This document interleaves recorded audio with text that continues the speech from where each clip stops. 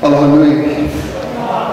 My name is John Rosario. I'm one of the faculty here at the Center for Hawaiian Studies, and I welcome all of you. This is the baby now. We are welcoming all of you to this space, to Kamakakūokalani, to Halau, o Haumea.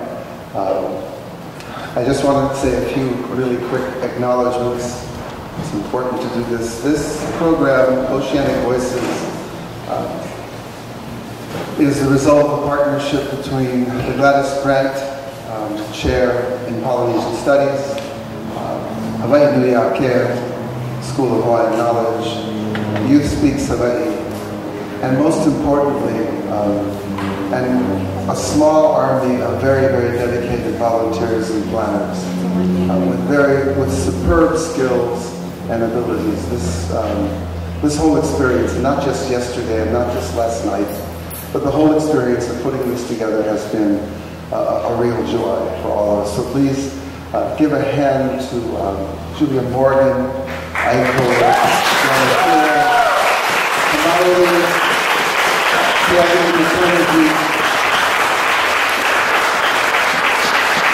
Aloha kakahiaka kako. You know, Craig was very embarrassed yesterday after I kept mentioning how handsome he was. But I'm very pleased that it's spread throughout the symposium, and different people have come up to him and said, "You're the handsome one. You're the handsome guy." I think there are worse things to be known as. Using it as a stand. Yeah, so he's embarrassed, but maybe not too embarrassed. I also wanted to point out, you might have noticed these papers on the tables, and these are sort of the fruits of our Mānoa from yesterday, and these reflect the breakout sessions. For those of you who weren't here yesterday, these reflect the Mānoa that people shared during the breakout sessions. So looking forward to hearing more of your Mānoa today after we hear from our wonderful panelists throughout the day. So it's my honor and privilege to introduce the panelists, and in order, they are Liz Soto, who is co-executive director of Youth Speaks Hawaii. She is a PhD student at the University of Hawaii at Mānoa, where she teaches in the English department. She is also a spoken artist. In 2010, her chapbook, Eulogies, was published by Tin Fish Press.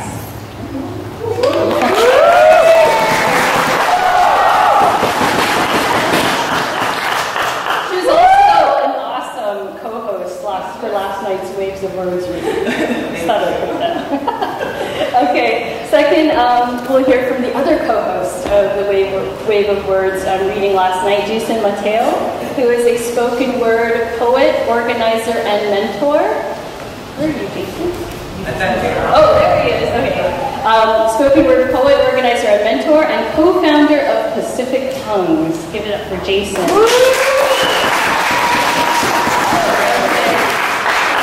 After that, we'll hear from Jocelyn Ng, who is a 22-year-old spoken word artist and educator. She has competed and performed on youth, collegiate, and adult national slam stages. Most notably, she was a member of the 2008 and 2009 Youth Speaks Hawaii Brave New Voices Championship winning teams. As a recent graduate from the University of San Francisco with her bachelor's in English literature, she continues to experiment with various forms of poetry. Let's hear it for Jocelyn.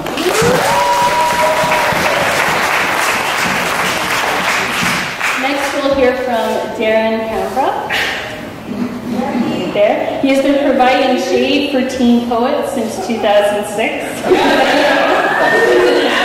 She is currently the Arts and Education Director of the Wednesday Writing Workshop for Youth Speaks Hawaii. He created and spearheaded the Poet Substitute Program, which I'm assuming he'll talk a little bit more about today in his presentation. He's currently working at St. Louis, teaching English, poetry, and coaching basketball. And he's looking forward to helping expand chances for poets to make a living. Very interested in his ideas on that. And then finally, we'll hear from Kamakakūokalani.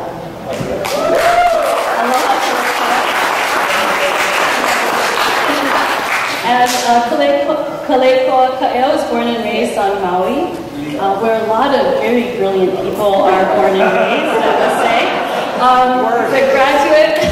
He's a graduate of the program here, Hawaiian Studies, and he's the assistant professor of Hawaiian Studies at the UH Maui College, and he has 3 kids. He's the proud father of 3 kids. So please welcome Kamakakūokalani and this entire panel.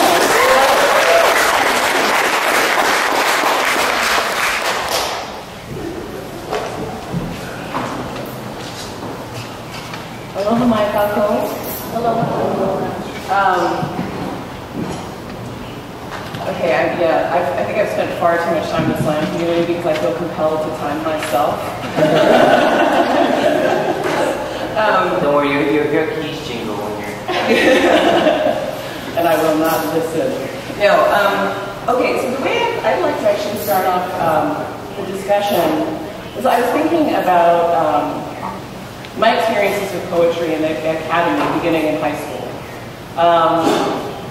I remember when I was first introduced to poetry, I thought it was the most boring, worst thing ever. And a lot of it was because I was being introduced to, 16th century European poets, who actually now I've since gained an appreciation for, but at the time, I thought that they were nothing short of, boring to death type of situation. So, and that was actually how my opinion stayed for poetry for many, many years. And then when I went to college, I get introduced to poets like June Jordan, Adrienne Rich, Minnie Bruce Pratt, Sonia Sanchez, poets who were talking about things that I actually found personally relevant. They weren't dead, they weren't European. They had things to say that I was actually really interested in listening to, could relate to, and then actually trigger my own interest in producing my own work. And it's funny because I had to wait to get to college to actually see that. So one of the things that I actually went to a fairly unusual college too. I mean, I think if I had gone for a more conventional one, I might have actually still been looking at Shakespeare and nothing's wrong with Shakespeare. But, I might have still been actually in that particular genre. So,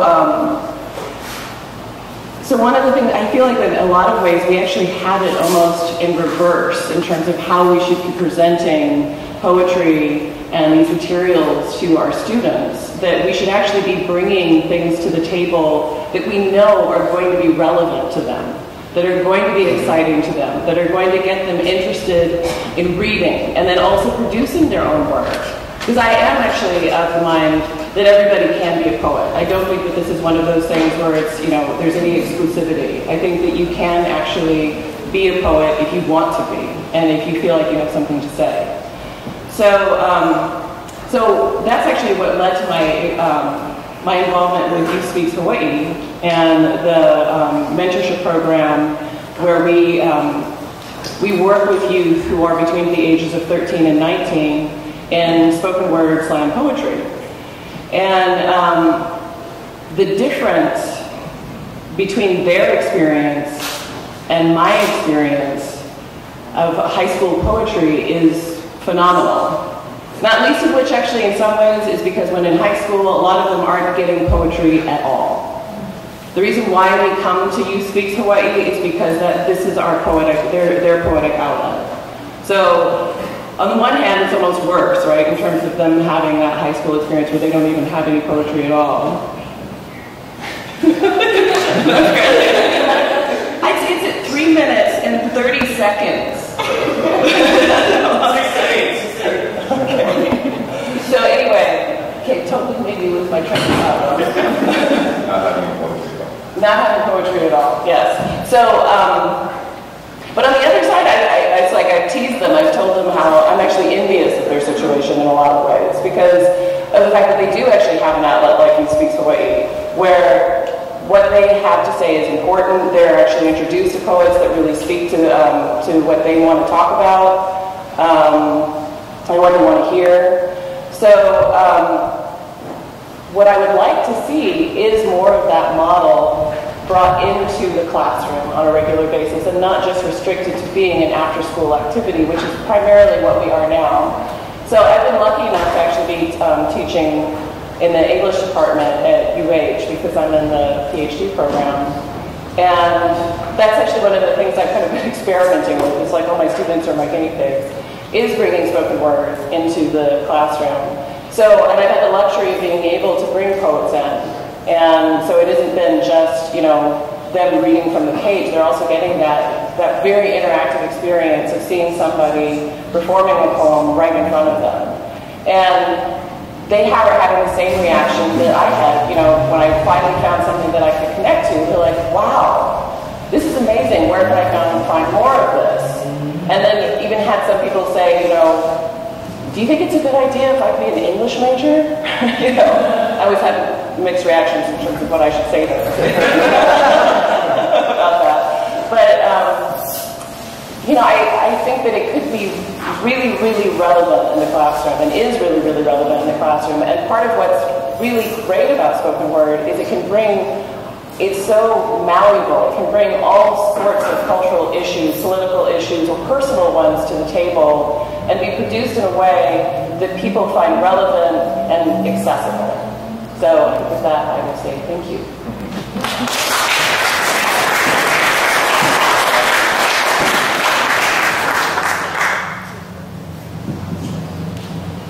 You really did, Jane? Yes. So I did that in 5 minutes and 30 seconds.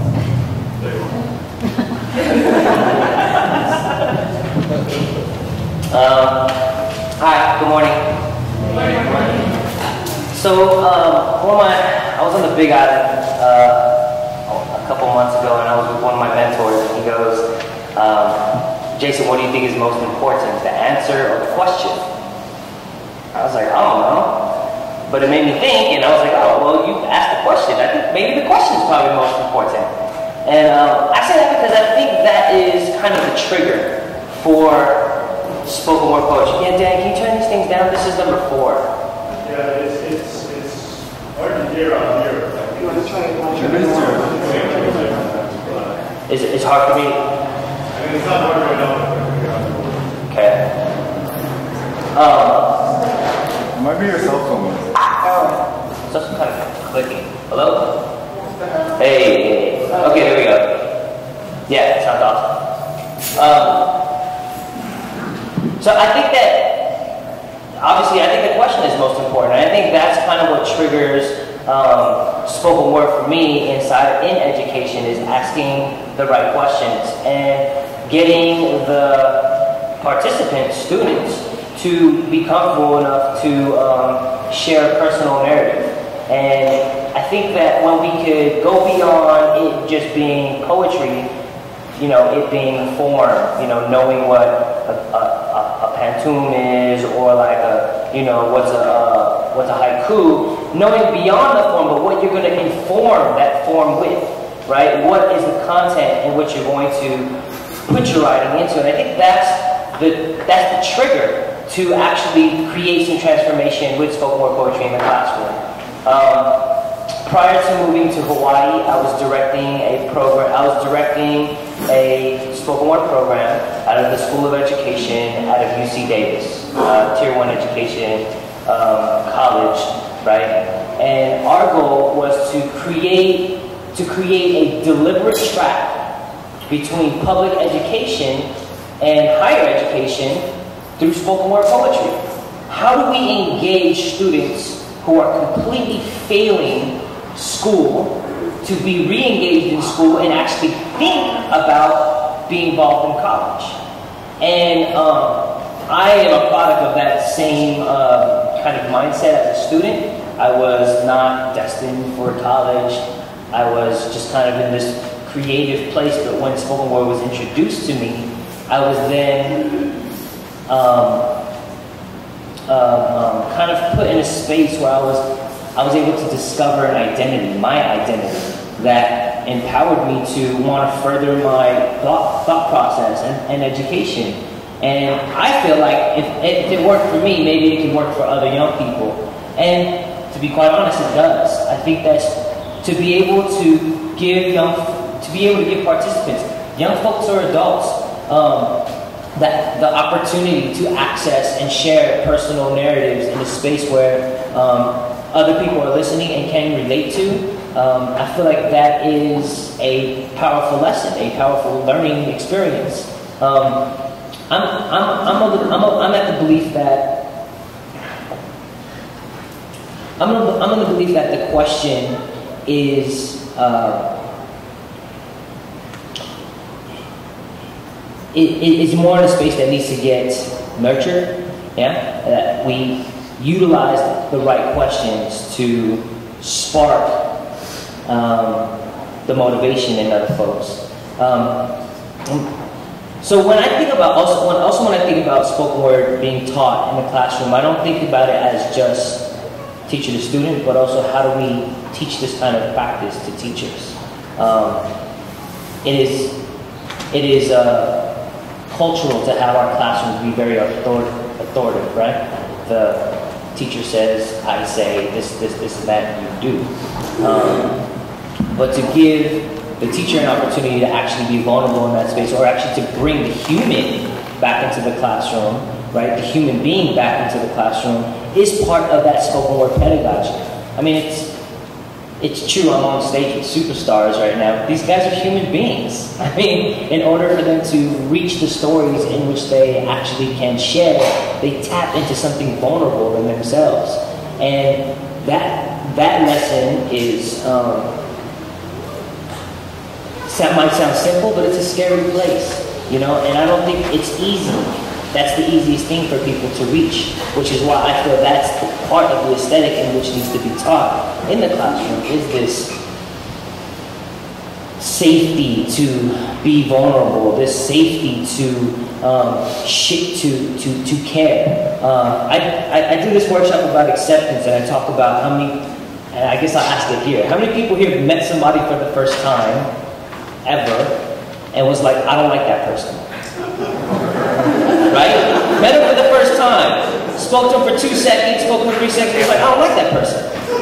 Right? But then how many people met them again 2 years later, 3 minutes later, spoke to them, maybe related with them or something, and then became good friends with that person or someone else like that, right? So I believe, right, we would live in a world where we accept each other if we were brave enough to ask questions and brave enough to look each other in the eye and answer them, right? And I feel that whether that's in the classroom or whether in life is the access of this spoken word world, the spoken arts world. I'm making up stuff as I go. Okay, boom. I have 30 seconds. I'm gonna leave it at that.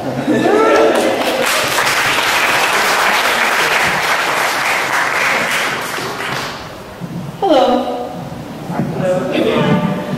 Before I get started, I just want to say that it's a huge honor to be on this panel. I'm the youngest one here, and to be a part of, with Liz, Darren, Jason, Kamakakūokalani, I'm sorry.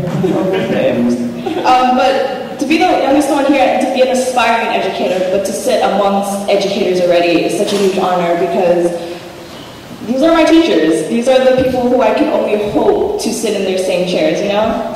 So I guess my relationship with spoken word in the classroom stems from being introduced to spoken word in the classroom from Youth Speaks and having outreach coming to my classroom and getting me inspired to do spoken word, to express myself, to find my own identity through spoken word. And I'm not gonna lie, in high school I had no dreams, aspirations of what I wanted to do. Average teenager, living on a rock. What am I gonna do? I don't know, go to community college and figure it out. But with the mentorship of Liz and Darren and other Youth Speaks mentors, I wanted to achieve more. So I recently graduated from the University of San Francisco. Go Johns. But this past semester, so the question that I'm going to be addressing is resistance of spoken word in an academic world. And this past semester in my writing and pop culture class, my midterm was to do whatever creative project we wanted. So, of course, being a poet, I did a collection of poetry on film.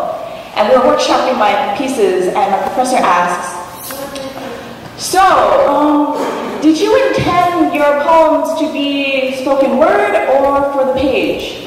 And I was like, well, I intended them to be for the page, but I guess I've been doing spoken word for over 7 years now that it's just naturally embedded into my voice and the way that I write. And he said, do you think spoken word has a place in the academic world? And I said, yeah. And I asked it back to him, I was like, do you? And he was like, I don't. And then before he could even answer, I was like, okay, what about Homer? Like the Odyssey, the Iliad, all of these epic poems, they were spoken before they were written. How can you like discredit that, you know, in the literary world? Spoken literature has been around forever, you know? Of course, my class ended and I had all these words hoarded in me and I was like, I just want to give it to you.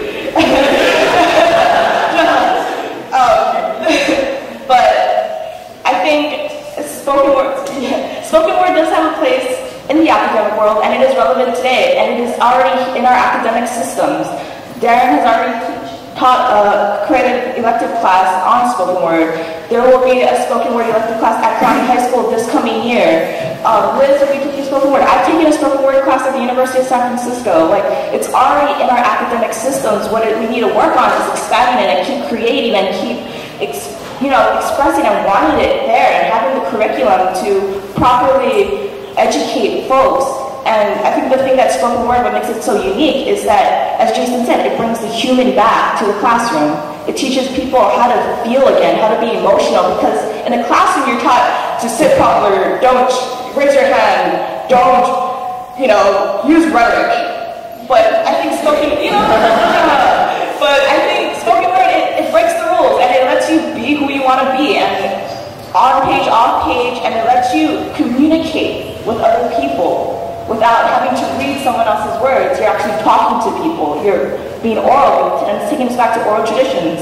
And I think that's the beautiful thing about spoken word. And also, it's in colleges too. It's in first wave. My teammates go to University of Madison, Wisconsin, and they have a scholarship program that's beautiful. And what else can you say? It's everywhere. I think the next place for spoken word of what we striving for in the academic world is right now. That's what we're doing. It's continue to create these classes, these courses, continue to do outreach, continue to reach the youth, continue to do what we're doing, because it's the journey. It's not the end. Like, there is no final solution. It's continuing the process of what we hope it could become. And as a youth, transitioning into becoming a mentor, into becoming a teacher, like my teachers, I can only be honored to be a witness to the movement, to the creation, and to the growth of it.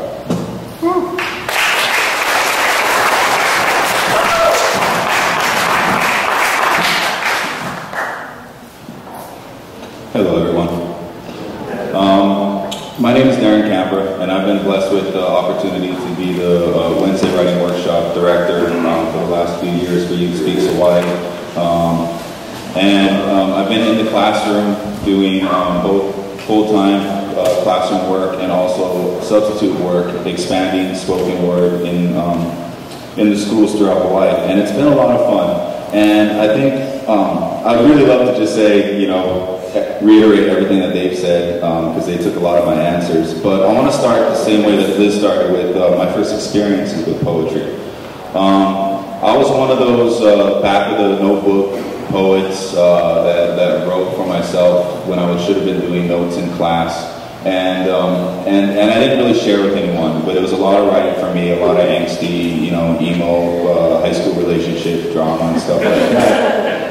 But it allowed me to kind of see, where my thoughts and my ideas were coming from, and so I had an English teacher that let me. We wrote every day in school in a journal anyway. And if I wrote poetry, I didn't have to follow the word count. So to me, it was a way of not, having to write less.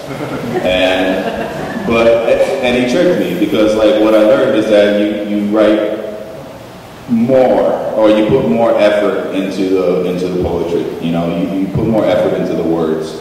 that fill up that blank space. But I wasn't really into the performance part. And so I spent my senior year writing poetry, and then when I got to my first performance, it was during commencement, the day before graduation. You know, it's usually the valedictorian and those kind of people. I wasn't one of that group. But, you know, they asked me to do a poem for the collective, and so mid-poem, about a minute into it, someone filming falls over and has a heart attack. And so after all the chaos, they asked me to start over. And that was my first experience of performing poetry publicly.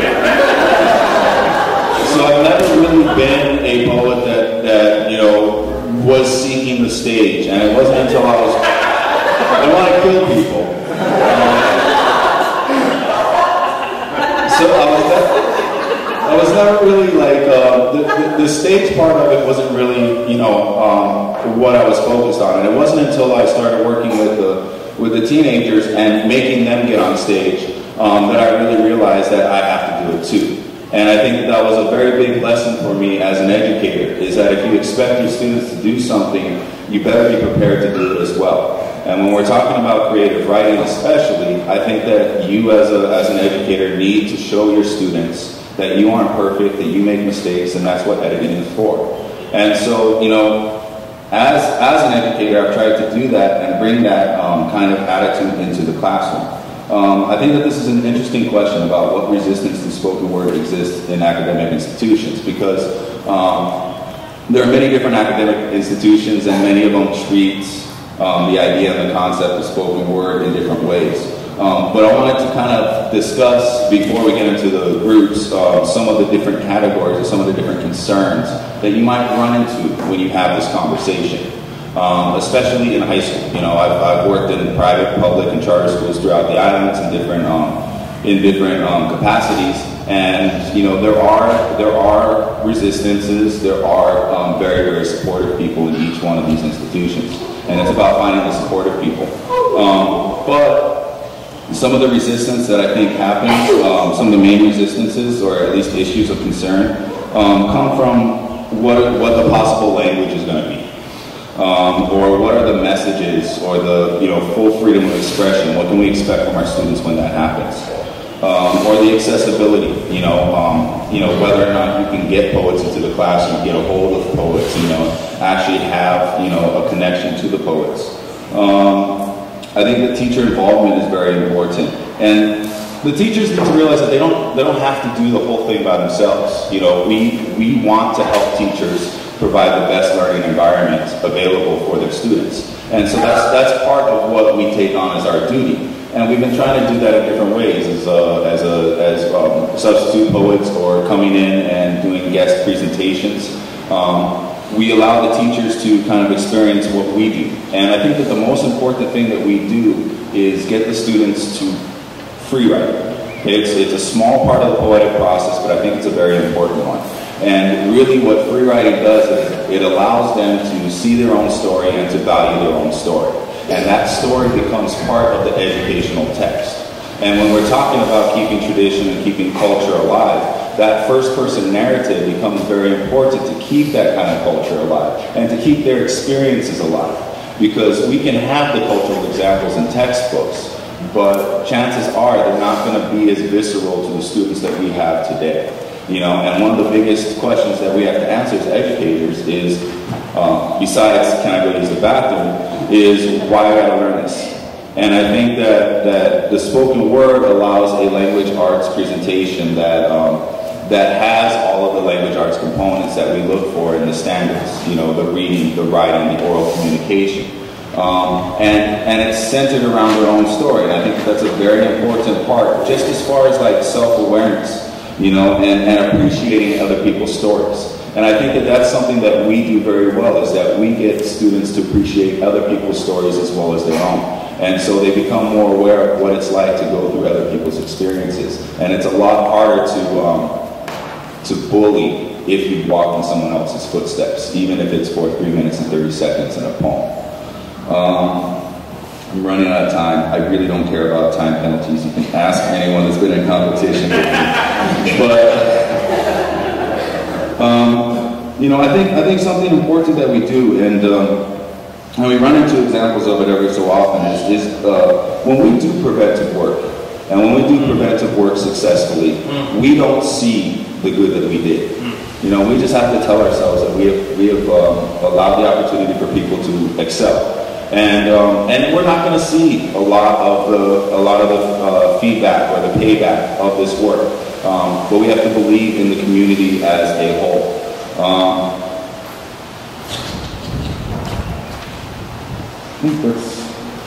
As far as I don't think anyone got into the new curriculum. Part of the new curriculum, I think it's all of our responsibility. We talked a little bit about the multimedia collaborations and the possibility of bringing spoken word into another dimension. And I think that's great. And as an educator, we see the brain as more than just left and right brain. You know, there's like 8 or 9 different intelligences depending on how you view spirituality. But the fact of the matter is that spoken word poetry provides so much as far as linguistic, as far as movement, as far as interpersonal relationships. It provides a lot as far as the different intelligences. And if we can include different media in that, then when we do collaborative work, every single person has an opportunity to shine at what they're best at. And I think that's what collective spoken word can do, is that it allows people to shine at what they're best at. And I'm out of time.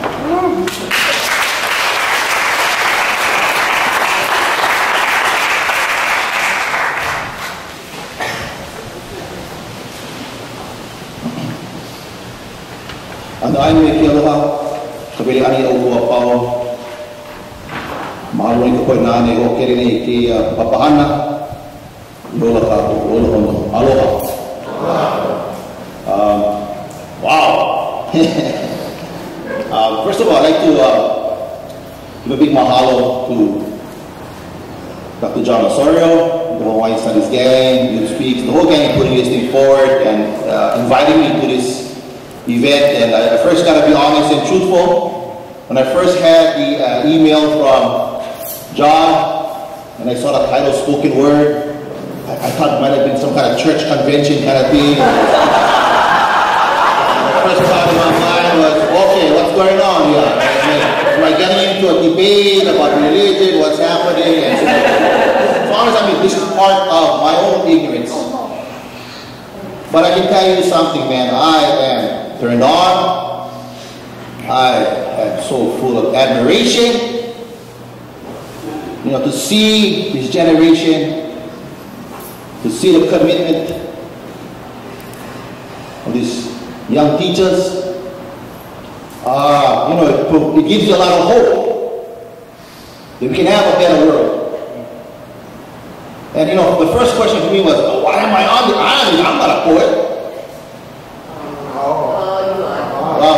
I mean, I have a lot of words, but maybe I preach. But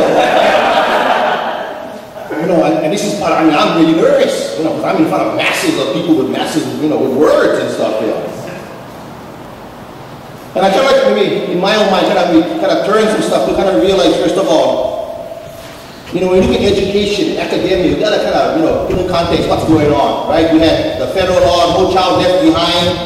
It's been a disaster in the schools.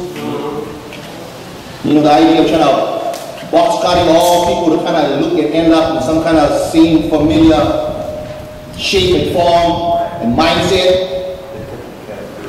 And then you have President Obama's initiative, which is not better. Race to the top. When you get to think about that language, how is education a race to the top? Whenever there's a race, it's first place, second place, and there's going to be last place. And that's kind of a sad mentality in regards to what education should be about. But that's where we are today.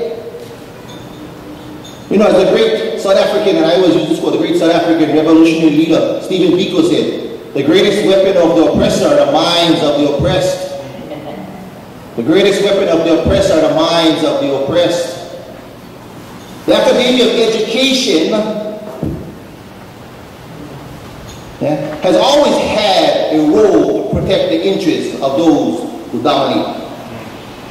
Whether we look at the so-called plantation systems back in the South, maybe they grew, of course, tobacco and sugarcane and cotton. But the plantation system we live on today is not much different. Maybe it's tourism, militarism, consumerism, and the education that our children all face train us to not challenge. And it's the same system. I mean, the great Elijah Muhammad had said, on the plantation you had two types of slaves. You had the house slave and the field slave. And many times those in the field were not just miseducated, but in fact were totally uneducated. And the reason, of course, we understand that they were miseducated, uneducated, is therefore that the masses would never challenge the authority of those in power. And in fact, learn to accept their domination. And academics have always played a role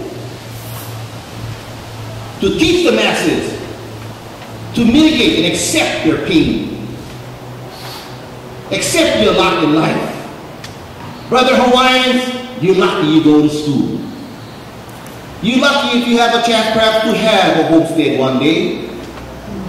Until then, good luck on the beaches. Here's a nice blue tarp for you. And if not that, how about some alcohol and some drugs, some crystal meth? Let's ease the pain. We're not going to teach you your real history, because that's too painful. But see, we understand it's in the pain, and that's what's so powerful about the spoken word.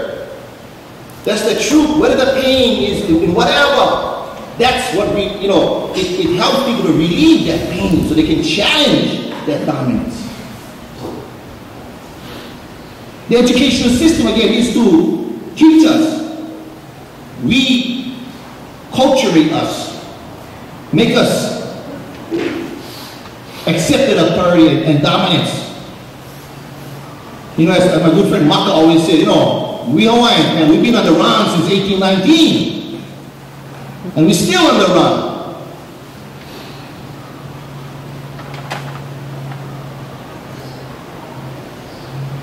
Being Hawaiian, as and one of my favorite poets, a great Irish poet, if you never read, Bobby Sands.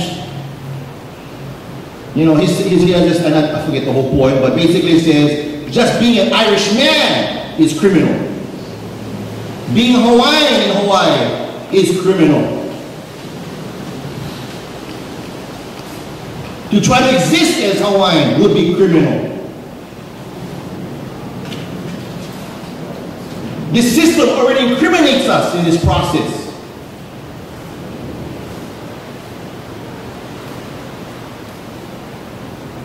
And education, again, they meant is to not just to keep us in the days, but it is to eradicate our sense of who we are. Because if we're able to eradicate the environment, they have to eradicate us. As long as we are here and we're still standing, there's still the possibility of resistance towards total domination.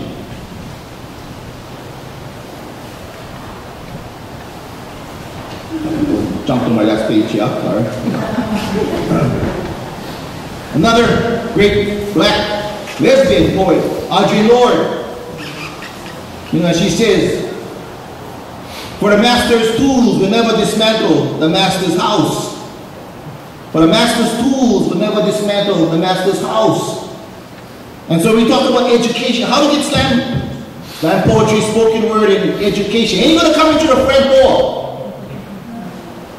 You got to understand that. The plantation masters ain't going to let The so-called field slaves coming in the frontier to get educated. But it doesn't mean it cannot happen. It just means you got to understand that in regards to policy.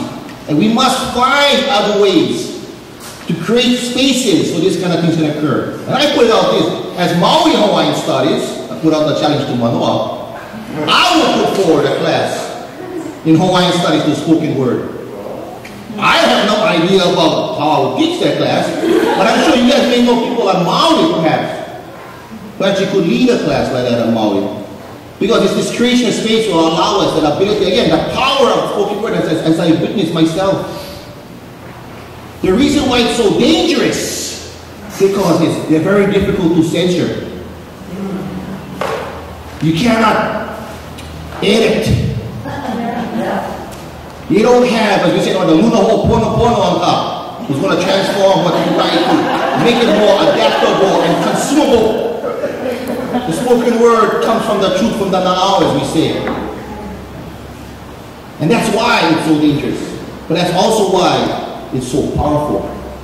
And I really applaud you young guys. And I say, keep on keeping on. And mahalo for teaching this guy. For teaching me fearlessness. Mahalo.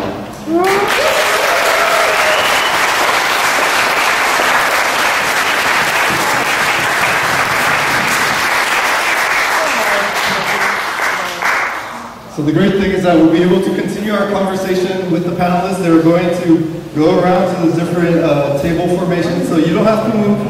If you don't have a seat, we have about 6 seats up here in front. Please come join us, and the moderators will come find you. A chance to ask them questions, but also to share your own wisdom, addressing the question again on the panel: what resistance to spoken word exists in academic institutions, and how can we build new curriculum rooted in history and identity, and that centers orature and storytelling? Mahalo.